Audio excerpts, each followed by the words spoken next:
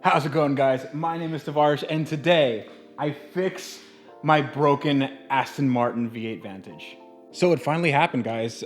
Something actually does not work as intended on my Aston Martin V8 Vantage. This car has been quite reliable for me for quite some time, but yeah, it started developing issues.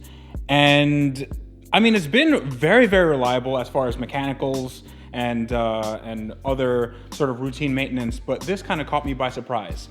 So if I drive this car really, really hard, like I'm apt to do on the weekends when there's nobody around, this develops a bit of a fault when you try to start it after the engine's heated up. It doesn't want to start. So it doesn't start when it's hot, like when it's really hot, kind of when the engine is heat soaked, and you need to kind of wait 15 minutes or so until it cools off, and then you can start it. So the problem is the actual starter. And the starter in this engine, as all the mechanical components, it's like deep within the engine bay. It's on the underside of the engine, which makes sense that it would go out because, well, this car has been to the Bonneville Salt Flats, and who knows, what kind of corrosion got in there. And, it seems like the starter motor is actually seizing when it gets really hot. So what we're gonna do today is we're gonna change that out. And I honestly have no idea how to do this. However, before we start, I wanted to give a little bit of attention to this. This is the actual starter. Now, you'll notice that there is no Aston Martin badging anywhere. That's because Aston Martin is especially this car, it's a parts bin car. So that means that they used a lot of parts from different manufacturers. And different manufacturers tend to use parts from different manufacturers. So there's a lot of parts availability if you know how to cross shop. So with an Aston Martin, a rule of thumb is never ever look for the Aston Martin part number.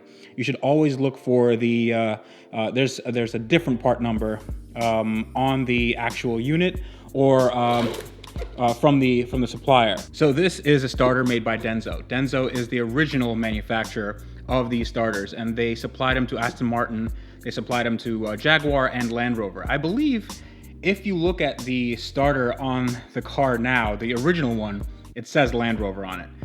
Now, if you wanted to go to the Aston Martin dealer and order one, it would be like $330. This was like $250, and it's brand new. So this is what it looks like. And I will have links to this in case one of you has an Aston Martin that needs a starter and doesn't want to pay basically $100 more for the same part. So this starter is going to replace our broken starter. But before we even get the car in the air, what we need to do is disconnect the battery. Now, the battery in this car is not in the trunk and it's not in the engine bay. It's actually behind the passenger seat. So I'm going to show you how to get that out. Well, we're not going to get the battery out. We're just going to disconnect it because there is a live 12-volt wire. It's high voltage. So it's not high voltage, but it's high amperage, and it's going directly to the starter. So you want to make sure that the battery isn't giving any power to any components in the car. So the battery is actually back here. I moved the seat up, and the battery's back here. All I have to do is pull this panel, flips up, just put that over to the side, and there's this nice little foam covering right here. So the battery resides down here. It's actually really sort of center weighted, and it's pretty nice actually. It's a small battery. So what you do is you take a 13 millimeter, and you just take off the negative terminal, and then I think you just slide this off. Hopefully shouldn't be too big of a problem. There we go. All right, so that's where it's gonna lie until we're done with the starter replacement. All right, now that we got the car up in the air, I have done some preliminary work just for the exhaust system. So I've taken out the catalytic converters and the B pipe, or the X pipe, I'm not sure what you call it in this car. I've also taken out the heat shroud that goes right under this. This actually isn't the transmission. This is it's what's called the torque tube. So the transmission's in the back. The clutch, all that assembly is right here, and there's a drive shaft that just goes all the way down, which is pretty cool, and the transmission is back there. But that's not what's important right now, because we are looking at the starter. And right behind this exhaust manifold, you can see how close it gets to the source of heat. This is the starter. This is the old starter, and it has seen better days. The issue is that it's very, very tight. So if you take a look up here, I've actually removed some of the bolts. There are 3 bolts. One, see if I can get the camera on there. So there's one down here, right there where my finger is, one up there, and then another one all the way up there. And those are a little bit hard to get to, but I got those out. Only the bottom one is connected to the starter.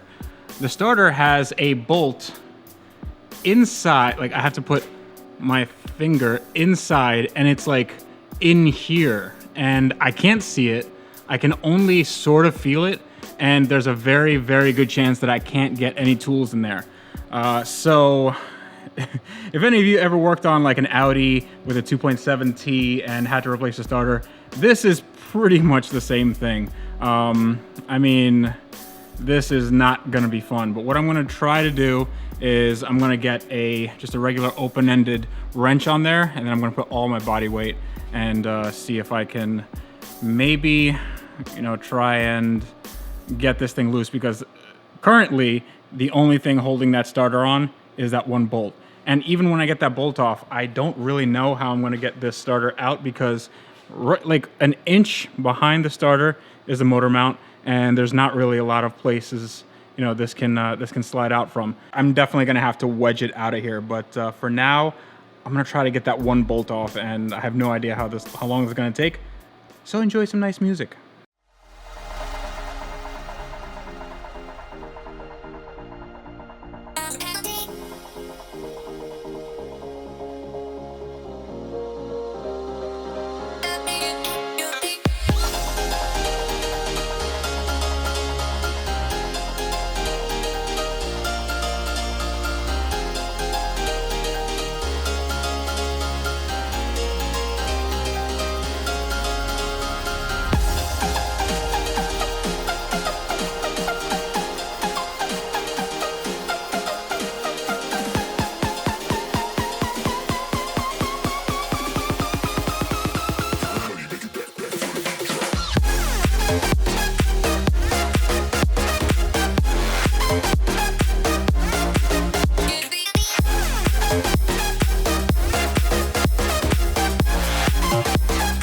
Okay, so might be a little bit of a change of plans, because this thing, I mean, you can see it's loose, and it wants to come out, but there physically isn't enough space on any side. So I think what I have to do is take off this exhaust manifold, and to be honest, that's not gonna happen right now, because it's too much work, and I honestly don't think I have the tools. You need like a lot of you need just a few swivels, I think, on a big extension, and I don't have any swivels with me, and it's the weekend, and the stores are just about to close.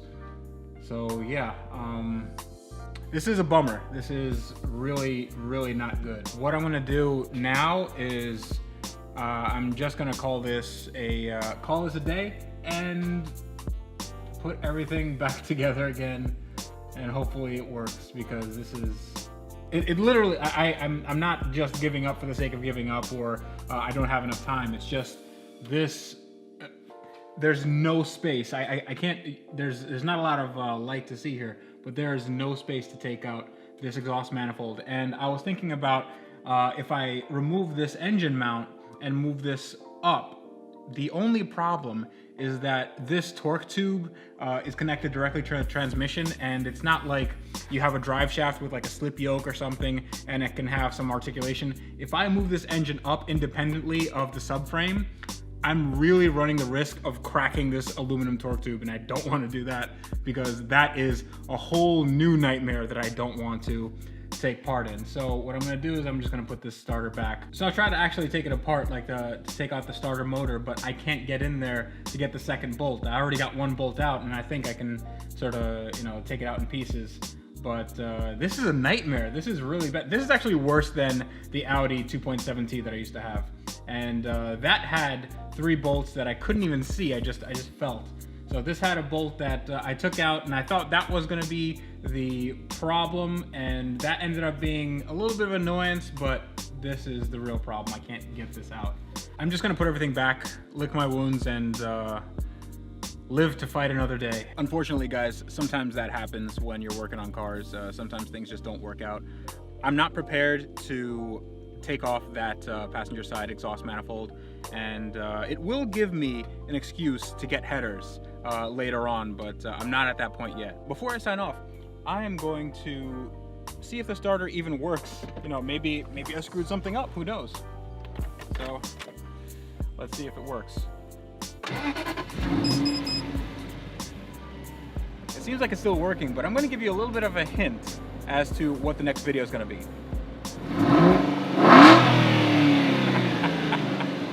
Stay tuned, because that's